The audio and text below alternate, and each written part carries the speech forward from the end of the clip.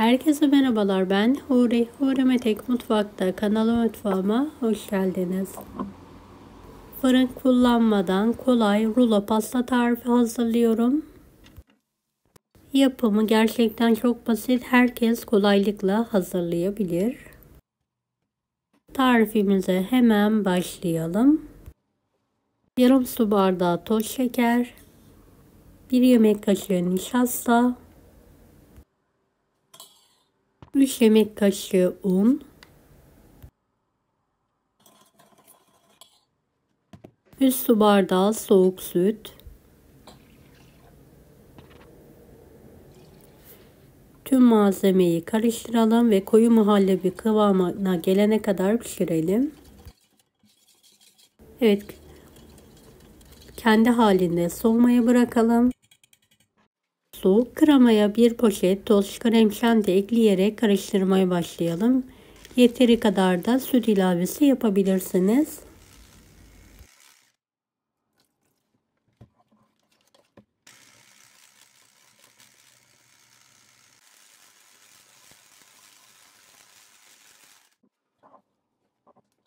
Evet, kremam hazır. Sıkma poşetinin içine alıyorum.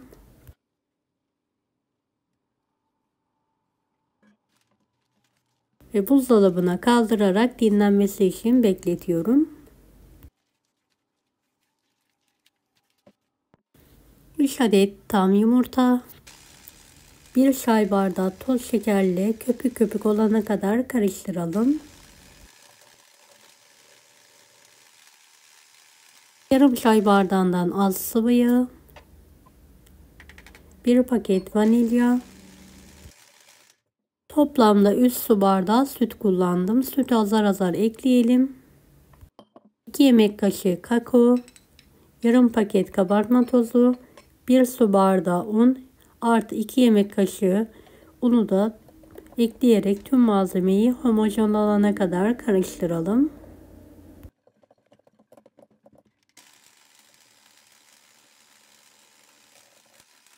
Beni hangi ülkeden veya şehirden izliyorsunuz merak ediyorum. Yoruma yazarsanız sevinirim. Hamurum hazır. Sıcak tava çok az yağ damlatarak her tarafına gelecek şekilde yağlayalım. Hamurdan 1,5 kepçe tavaya dökerek yayalım. Evet, pişen krebimizi dikkatli bir şekilde kenarlarından kaldırarak ters çevirelim ve diğer tarafı da pişirmeyi bırakalım.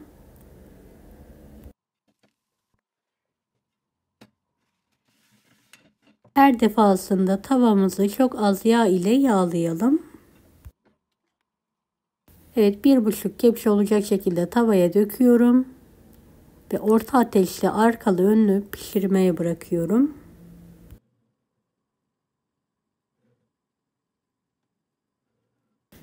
Hamurum bitene kadar aynı işlemi yapmaya devam ediyorum.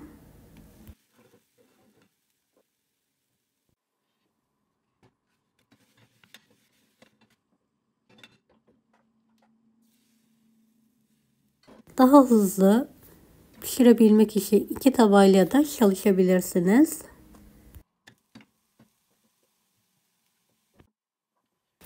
Evet, krep hamurlarımın hepsi hazır.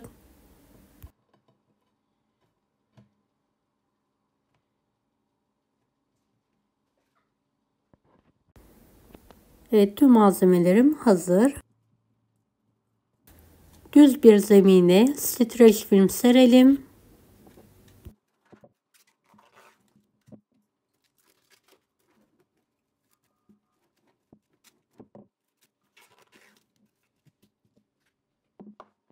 Üzerine 3 adet krebi ard arda videodaki gibi yerleştirelim.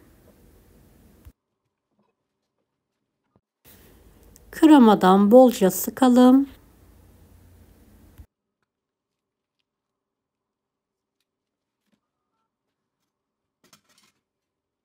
Her tarafına gelecek şekilde sürelim.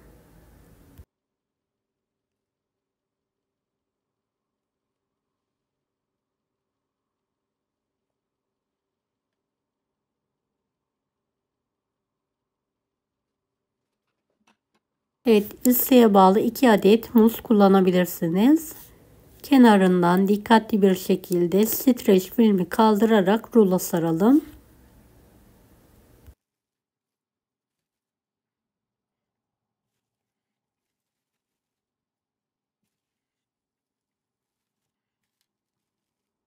Streç film sayesinde rulomuzu kapatalım. Kenarlarını da sıkıştıralım.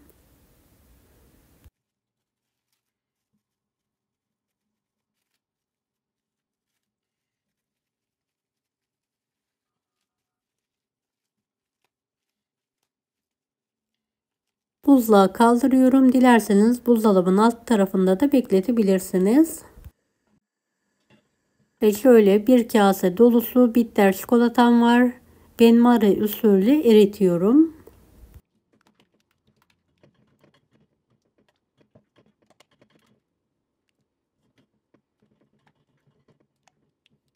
Evet, çikolatam eridi. Altını hemen kapatıyorum. Buzluktan çıkardığım pastamı servis tabağına alıyorum. Fırın kağıdına biraz çikolatadan sürüyorum. Üzerine pastamı alıyorum. Pastamın her tarafını çikolata ile kaplıyorum.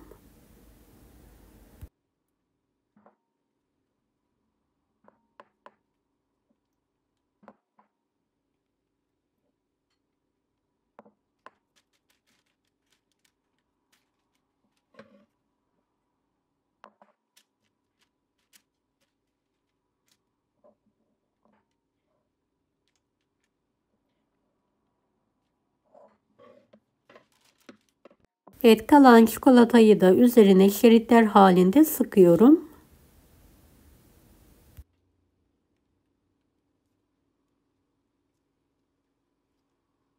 Buzdolabına kandırarak çikolatası donana kadar bekletiyorum.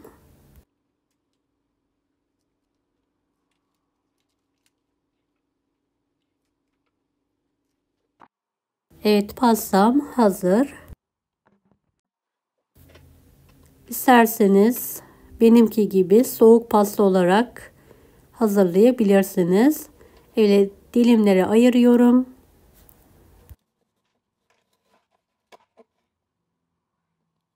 Soğuk soğuk ikram edebilirsiniz dondurma tadında. Tam bir yaz pastası.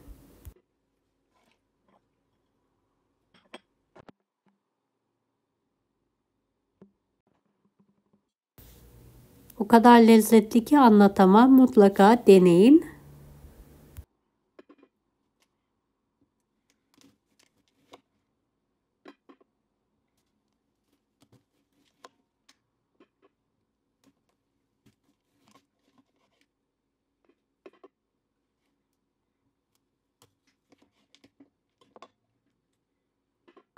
Evet, hepsini dilimleyerek servis tabağına aldım. Şöyle sizlere yakından göstermek istiyorum. Deneyecek olan herkese şimdiden kolaylıklar dilerim. Kanalıma ücretsiz abone olmayı unutmayın. Allah'a emanet olun.